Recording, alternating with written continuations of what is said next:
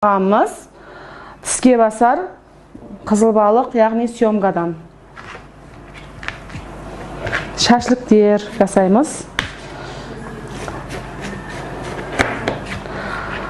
Ортасындағы осылай сүйектерін алып тастаймыз, және де сыртындағы қабығын алып тастаймыз.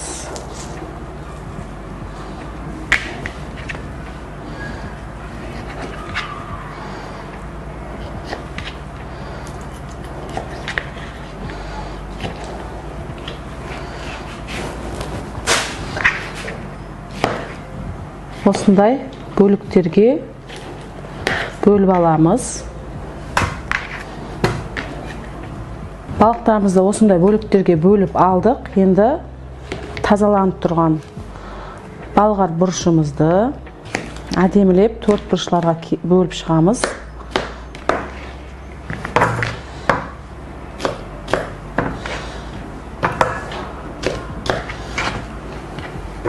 Енді балығымызды маринадтаймыз. Оған бізге лимонның шырыны,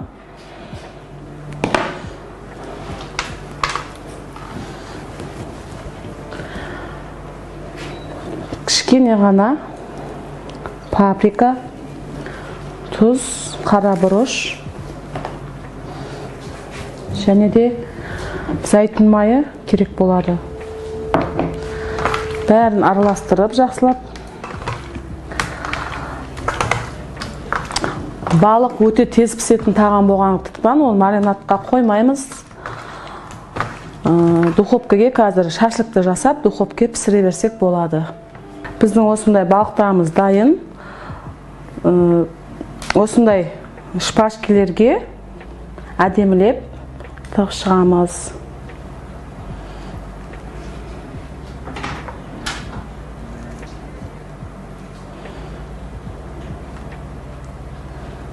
Осындай шашлыклеріміз болады. Неке, балықтан шашлығымыз осылай болды. Қазір духовкаға 5-10 минутқа 180 градусқа салып аламыз.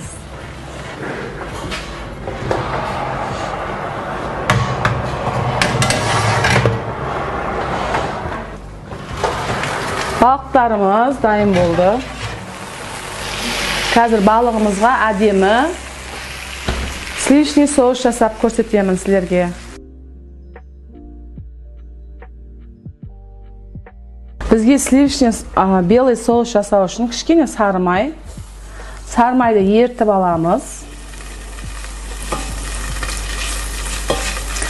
Еріген сары майымызға пияз бен чеснокты осылай майдалап турап алып қуырамыз.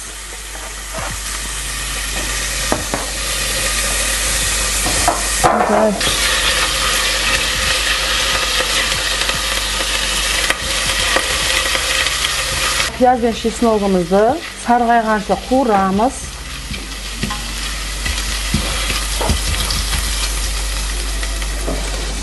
Оның үстінен осындай сливкемізді құямыз.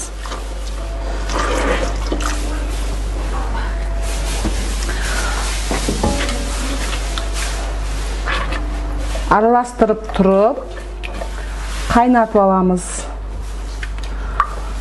Тұзын дәміне қарай, кішкене қара бұрыш пен тұз қосып берсек болады.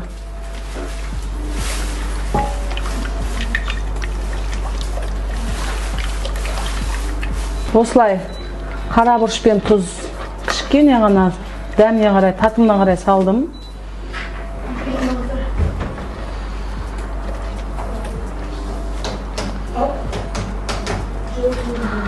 Астын жай қойып, осылай қайнағанша араластырып тұрамыз. Сливкеміз қайнады.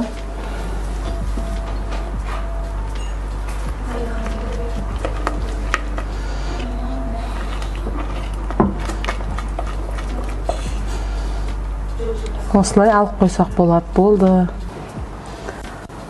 Осылай тауық пен балық пен дастарханға тартқанда әдемілеп берсеңіздер болады соусты.